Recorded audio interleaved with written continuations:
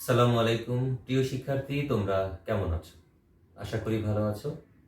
আজ আমি তোমাদের হিসাব বিজ্ঞান প্রথম পত্রের অষ্টম অধ্যায় দৃশ্যমান ও অদৃশ্যমান সম্পদের হিসাব রক্ষণ এই অধ্যায় নিয়ে ধারাবাহিকভাবে আলোচনা শুরু করব।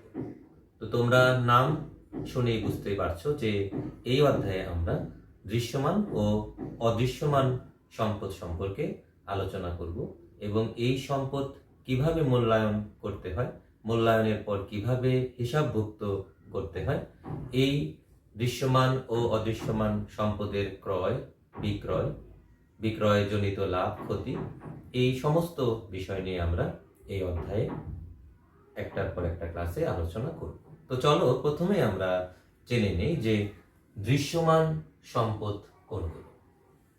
তোমরা ভালো করেই জানো যে স্থায়ী সম্পত্তি একটা প্রতিষ্ঠান ক্রয় করে ব্যবহারের উদ্দেশ্যে, অর্থাৎ স্থায়ী সম্পত্তি ক্রয় করার মাধ্যমে একটি প্রতিষ্ঠান দীর্ঘমেয়াদে ওই সম্পত্তি থেকে সুবিধা নিয়ে থাকে।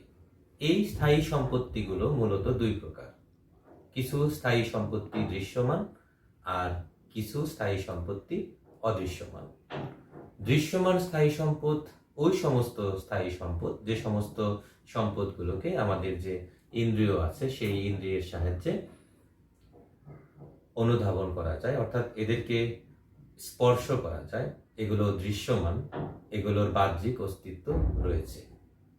যেমন তুমি সম্পত্তির নাম মনে করলে যে সমস্ত সম্পত্তির কথা তোমার মুখে চলে আসে, ভূমি, দালান কোঠা, আসবাবপত্র, সরঞ্জাম, এগুলোই হচ্ছে দৃশ্যমান স্থায়ী সম্পদ।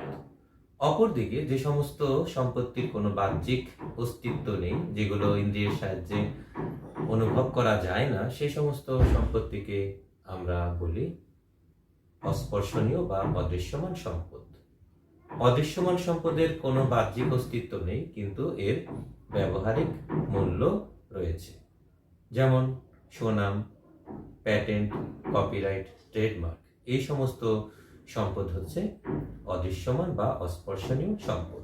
মূলত এখানে দৃশ্যমান ও অদৃশ্যমান এই দুটি শব্দ দ্বারা বোঝানো হয়েছে যে বাহ্যিক অস্তিত্ব আছে না নেই। যদি বাহ্যিক অস্তিত্ব থাকে তাহলে সেগুলোকে আমরা বলবো দৃশ্যমান বা স্পর্শনীয় সম্পদ, আর যদি বাহ্যিক অস্তিত্ব না থাকে তাহলে সেগুলোকে বলবো আমরা অদৃশ্যমান বা অস্পর্শনীয় সম্পদ। মূলত এই দুই প্রকার সম্পদই স্থায়ী সম্পদ, যা দীর্ঘমেয়াদে ব্যবসায়ে ব্যবহারের উদ্দেশ্যে ক্রয় করা হয় এবং এগুলো বিক্রয় করার কোনো অভিপ্রায় প্রতিষ্ঠানের থাকে না।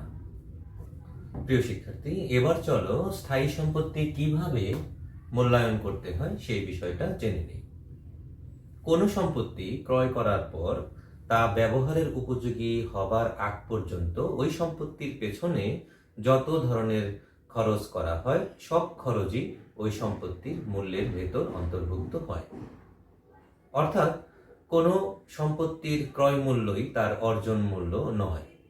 আরও কিছু অত্যাবশ্যকীয় খরচ হতে পারে, যে সমস্ত খরচ না করলে ওই সম্পত্তিটা আমি যেভাবে ব্যবহার করতে চাই ওইভাবে ব্যবহার উপযোগী হয় না। কাজেই কোনো সম্পত্তি ক্রয় করার পর যদি তার পেছনে এমন কোনো খরচ করতে হয় যে খরচগুলো ওই সম্পত্তি কার্যকর করার ক্ষেত্রে অত্যাবশ্যক, তাহলে ওই খরচগুলো ওই সম্পত্তির মূল্যের ভেতর অন্তর্ভুক্ত হবে। একটি উদাহরণের সাহায্যে আমি বিষয়টা পরিষ্কার করছি। তুমি যদি দেশের অভ্যন্তরে একটা মেশিন ক্রয় করতে চাও, তাহলে প্রথমে তোমার ওই মেশিনটা একটা দোকানে যেয়ে ক্রয় করতে হবে। তারপর সেই মেশিনটা দোকান থেকে বাড়িতে আনার জন্য পরিবহন খরচ বহন করতে হবে এবং তারপর ওই মেশিনটা ফিটিং করার জন্য, অর্থাৎ সংস্থাপন করার জন্য, যেটাকে তোমরা ইনস্টল বলে থাকো, সেই ইনস্টলেশন করার জন্য যদি আরও একজন লোকের হেল্প প্রয়োজন হয় তাহলে তার মজুরিটাও এই মেশিনের মূল্যের ভেতর অন্তর্ভুক্ত হবে। আবার তুমি যদি বিদেশ থেকে কোনো মেশিন আমদানি করতে চাও তাহলে প্রথমে সেটা তোমাকে ক্রয় করতে হবে, এরপর সেটা জাহাজে করে আনতে হবে, পরিবহন খরচ লাগবে বা জাহাজ ভাড়া লাগবে, এরপর সেটা অন্য দেশ থেকে আনার জন্য আমদানি শুল্ক লাগবে, এরপর সেটা বন্দরে খালাস করার জন্য খরচ লাগবে, সেই বন্দর থেকে তোমার বাসায় আনার জন্য পরিবহন খরচ লাগবে, এবং পরবর্তীতে তুমি যদি সেটাকে ইনস্টল করতে চাও তাহলে সেই খরচ লাগবে, এবং তারপর তুমি যদি মেশিনটা উৎপাদনের কাজে ব্যবহার করো, সেই উৎপাদনটা কেমন হচ্ছে সেটা একটু পরখ করার জন্য যদি টেস্ট বেসিসে কিছু খরচ করো, তাহলে ওই খরচও, ট্রায়াল রান বা টেস্ট রানের যে খরচ, সেই খরচটাও ওই মেশিনের দামের মধ্যে অন্তর্ভুক্ত হবে। প্রিয় শিক্ষার্থী, তোমরা বোর্ডে দেখতে পাচ্ছ যে স্থায়ী সম্পত্তির মূল্যায়ন করার ক্ষেত্রে আমরা যে সূত্রটা অবলম্বন করতে পারি সেই সূত্রটা আমি বোর্ডে প্রদর্শন করেছি। এখানে আমি মূলত একটা মেশিনকে স্থায়ী সম্পত্তি হিসাবে ধরে উক্ত মেশিনের মূল্য কিভাবে আমরা নির্ণয় করতে পারি সেই সূত্রটা দেখিয়েছি। মূল্যায়ন শব্দের আবিধানিক অর্থ হচ্ছে কোনো জিনিসের প্রকৃত মূল্য নির্ণয় করা, অর্থাৎ একটি মেশিনের মূল্য কত হওয়া উচিত তা নির্ভর করবে ওই মেশিন এর ক্রয় মূল্য প্লাস তার পেছনে যে আনুষঙ্গিক খরচগুলো করা হয়েছে তার ভিত্তিতে। তোমরা দেখতে পাচ্ছ যে মেশিনের মূল্য সমান ক্রয় মূল্য যোগ পরিবহন খরচ যোগ আমদানি শুল্ক যোগ সংস্থাপন খরচ, এবং সর্বশেষ আমি এমন একটা বাক্য দিয়ে সূত্রটা শেষ করেছি যে কোনো অত্যাবশ্যকীয় খরচ, অর্থাৎ ওই মেশিনটা আমি যেভাবে ব্যবহার করতে চাই সেইভাবে ব্যবহার করার জন্য যা যা প্রয়োজন হয় সেই সমস্ত খরচকে আমি বলেছি অত্যাবশ্যকীয় খরচ। আমি তোমরা যে নিত্যদিন মোবাইল ব্যবহার করো, এই মোবাইল নিয়ে একটা উদাহরণ দিতে চাই। যে তোমরা যখন একটা হ্যান্ডসেট বাজার থেকে ক্রয় করো তখন তো সেটার একটা ক্রয় মূল্য থাকেই, প্লাস তুমি গ্রাম থেকে শহরে এসে বা শহরেই এক জায়গা থেকে আরেক জায়গায় ওইটা ক্রয়ের জন্য যে পরিবহন খরচ দাও সেটাও কিন্তু ওইটার মূল্যের ভেতরে অন্তর্ভুক্ত হবে। এরপর কেউ কেউ তোমরা মোবাইলের ব্যাক কাভার কিনে থাকো, গ্লাস প্রোটেক্টর লাগিয়ে থাকো, তাহলে ওই যে মোবাইলের পেছনে তুমি ব্যাক কাভার বা গ্লাস প্রোটেক্টর এগুলোর জন্য যে ব্যয়টা করলে সেই ব্যয়টাও কিন্তু তুমি ওই মোবাইলের জন্যই করলে, যেগুলো ছাড়া তুমি ওই মোবাইল ব্যবহার করবে না। তাহলে এই যে তুমি গ্লাস প্রোটেক্টর কিনলে, তারপর ব্যাক কাভার কিনলে, অথবা মোবাইলের জন্য একটা স্ট্যান্ড কিনলে, রিং কিনলে, এই জাতীয় তুমি যাই ওই হ্যান্ডসেটের পেছনে খরচ করো না কেন, সবগুলো খরচ মিলেই হবে কিন্তু উক্ত মোবাইলের দাম। তার মানে বারবার যেটা আমি বলতে চাচ্ছি যে মেশিনের মূল্য বা কোনো সম্পত্তির মূল্য কিন্তু শুধুমাত্র ক্রয় মূল্য নয়, তার সাথে আরও কিছু অত্যাবশ্যকীয় খরচ অন্তর্ভুক্ত হয়। প্রিয় শিক্ষার্থী, স্থায়ী সম্পত্তি মূল্যায়ন করার পর সেই সম্পত্তিগুলোকে হিসাবের খাতায় লিপিবদ্ধ করা হয় এবং এই কাজটি জাবেদার মাধ্যমে করা হয়। অর্থাৎ তুমি যখন কোনো সম্পত্তি ক্রয় করো তখন ক্রয় করার পরই তুমি যে জাবেদাটা দিবে তা হচ্ছে যে সম্পত্তিটা ক্রয় করবে ওই সম্পত্তি হচ্ছে ডেবিট, আর এই সম্পত্তিটা তুমি যেভাবে কিনেছো, নগদে কিনলে নগদান ক্রেডিট, চেকের মাধ্যমে কিনলে ব্যাংক ক্রেডিট, আর যদি ধারে কিনে থাকো তাহলে প্রদেয় হিসাব ক্রেডিট, এই জাবেদাটা প্রথমে দিবে। দ্বিতীয় যে জাবেদাটা তুমি দিবে সেটা হচ্ছে এই সম্পত্তি ক্রয় ব্যতীত আরও যদি তোমাকে কোনো খরচ পরিশোধ করতে হয় তাহলে ওই খরচগুলোর জন্য তোমাকে আরেকটা জাবেদা দিতে হবে। সেক্ষেত্রে তুমি যে সম্পত্তিটা ক্রয় করবে সেই সম্পত্তি হিসাবটা করবে ডেবিট। যেমন তুমি যদি মেশিন ক্রয় করতে তাহলে এখানে মেশিন হিসাব ডেবিট করতে, আর ওই অত্যাবশ্যকীয় খরচ যেভাবে তুমি পরিশোধ করবে সেভাবেই ওই জিনিসটাই ক্রেডিট করবে। তুমি নগদে পরিশোধ করলে নগদান ক্রেডিট করবে, আর চেকের মাধ্যমে পরিশোধ করলে ব্যাংক ক্রেডিট করবে। 3 নম্বরে যে জাবেদাটা দিবে সে জাবেদার লেনদেন হচ্ছে যখন অবচয় ধার্য করা হয়, অর্থাৎ অবচয় ধার্য করলেই তোমাকে তার জাবেদা দিতে হবে। অবচয় ডেবিট, পুঞ্জীভূত অবচয় ক্রেডিট। আর 4 নম্বরে তোমাকে এই যে অবচয় হিসাব সেই অবচয় হিসাবটা বছর শেষে বন্ধ করে দিতে হবে। তো সেই বন্ধ করার জাবেদাটা হবে আয় সারাংশ ডেবিট, অবচয় হিসাব ক্রেডিট। লক্ষ্য করে দেখো যে 3 নম্বর লেনদেনে যে জাবেদা আমরা করলাম সেখানে অবচয় হিসাব ছিল ডেবিট, আর পরবর্তীতে আমরা যখন এই অবচয় হিসাবটাকে বন্ধ করে দিলাম, তখন সেটাকে করলাম ক্রেডিট।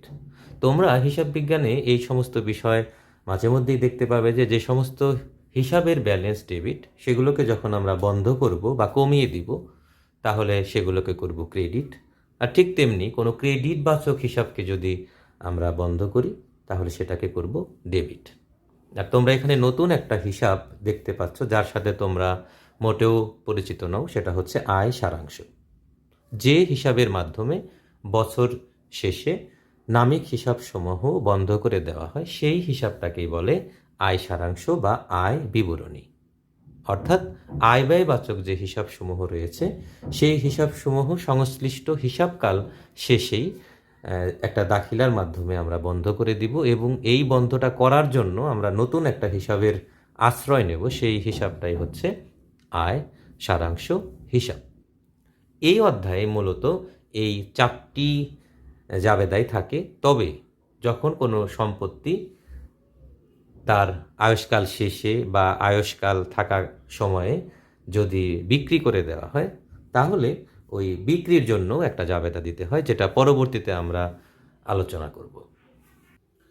তুমি যখন একটি সম্পত্তি ক্রয় করবে, তখন এই সম্পত্তির একটি আনুমানিক আয়ুষ্কাল তুমি নির্ধারণ করে নিবে, যে ওই আয়ুষ্কালে ওই সম্পত্তিটি তুমি ব্যবহার করতে পারবে। তাহলে কোনো সম্পত্তি তুমি যে সময়কাল ব্যবহার করতে পারবে সেটা অনুমান করে ওই আয়ুষ্কালের মধ্যেই তোমার ক্রয়কৃত সম্পত্তির মূল্যকে তুমি যদি যুক্তিসঙ্গতভাবে বন্টন করে দাও, তাহলে প্রত্যেক বছর যে সম্পত্তির মূল্য অংশবিশেষ তুমি পাবে, সেই অংশবিশেষই হচ্ছে অবচয়। অর্থাৎ তুমি অবচয় নির্ধারণ করার মাধ্যমে একটা স্থায়ী সম্পত্তি প্রত্যেক বছর তোমাকে কি পরিমাণ সেবা দিয়েছে তার পরিমাণ নির্ধারণ করতে পারবে। মূলত অবচয় হচ্ছে একটি অদৃশ্য লেনদেন, অবচয় হচ্ছে একটি আনুমানিক লেনদেন, অবচয় হচ্ছে একটি অনগদ লেনদেন। এই 3টি বিষয়ের যে কোনো একটি বিষয় প্রত্যেক বছরই আমাদের বোর্ড পরীক্ষায় থাকে, যে অবচয় একটা অনগদ লেনদেন। কেন? কারণ অবচয়ের মাধ্যমে প্রতিষ্ঠানের কোনো নগদ অর্থের আসা যাওয়া সৃষ্টি হয় না। কিছুক্ষণ আগে আমি যে বোর্ডে অবচয়ের জাবেদা দিয়েছিলাম, সেখানে তোমরা দেখেছিলে অবচয় ডেবিট, পঞ্জীভূত অবচয় ক্রেডিট। অর্থাৎ অবচয়ের সাথে নগদ টাকার কোনো সম্পর্ক নেই, তাই অবচয়কে বলা হয় অনগদ লেনদেন। অবচয়কে বলা হয় অদৃশ্যমান লেনদেন, কারণ অবচয় যে ঘটেছে সেটা আমরা দৃশ্যমান ভাবে পাই না, এই জন্য এটা অদৃশ্য লেনদেন। আবার অবচয় একটা আনুমানিক লেনদেন। কেন আনুমানিক লেনদেন? কারণ একটা সম্পত্তি আমি ঠিক কত বছর ব্যবহার করতে পারবো, এটা যুক্তিসঙ্গতভাবে আমি কখনোই পরিমাপ করতে পারি না। তারপরেও বাস্তব অভিজ্ঞতার ভিত্তিতে আমরা একটা সম্পত্তির আয়ুষ্কাল ধরে থাকি, এবং ওই আয়ুষ্কালের উপর ভিত্তি করেই আমরা ওই অবচয় নির্ধারণ করে থাকি। কাজেই অবচয় একটি আনুমানিক লেনদেন। প্রিয় শিক্ষার্থী, এতক্ষণ আমরা দৃশ্যমান ও অদৃশ্যমান সম্পদের হিসাব রক্ষণ এই অধ্যায়ের একটা অংশ বিশেষ আলোচনা করলাম। মূলত আমাদের আজকের আলোচ্য বিষয় ছিল দৃশ্যমান স্থায়ী সম্পদ সমূহ, যেগুলোকে আমরা স্পর্শনীয় স্থায়ী সম্পদও বলে থাকি। এই সমস্ত সম্পদগুলো কিভাবে মূল্যায়ন করতে হয়, অর্থাৎ এদের দাম কিভাবে বের করতে হয়, সেটা আমরা জেনেছি। এরপর আমরা ওই দামটা নির্ধারণ করার পর কিভাবে ওই সম্পত্তিটাকে আমাদের ব্যবসায়ের হিসাবের বইতে লিপিবদ্ধ করব, সেই জাবেদাগুলো সম্পর্কে জেনেছি। এবং সর্বশেষ আমরা অবচয় কি সেটা জানলাম। আগামী ক্লাসে আমরা এই অবচয় কি কি বিষয়ের উপর ভিত্তি করে ধরতে হয় এবং অবচয় ধার্যের যে বিভিন্ন পদ্ধতি রয়েছে, সেই পদ্ধতি নিয়ে ধারাবাহিকভাবে আলোচনা করব। তো তোমরা এই সমস্ত বিষয়গুলো যদি তোমাদের যে বই রয়েছে সেখান থেকে একটু দেখে নাও, তাহলে তোমাদের আরো ভালো লাগবে আশা করি। তো আগামী ক্লাসে পরবর্তী যে টপিক রয়েছে সেগুলো নিয়ে আবার কথা হবে। সে পর্যন্ত তোমরা ভালো থাকো, সুস্থ থাকো। আল্লাহ হাফেজ।